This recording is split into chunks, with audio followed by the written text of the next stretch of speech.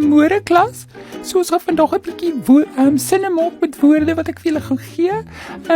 Die ene wat elke keer die eerste, die beste sin kan maak, wen 'n prys. So, die eerste woord. Wie kan vir my 'n sin maak met die woord mooi?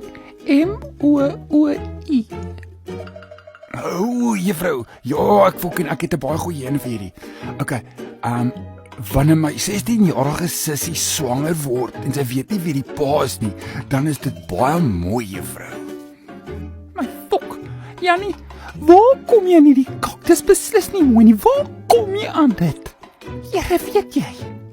Ag, fok, weet jy, juffrou, as jy probleme het daarmee, gaan praat met my pa, want ek haal dit aan direk van my pa. Ek sê vir jou, ek kan dit nie fucking glo nie.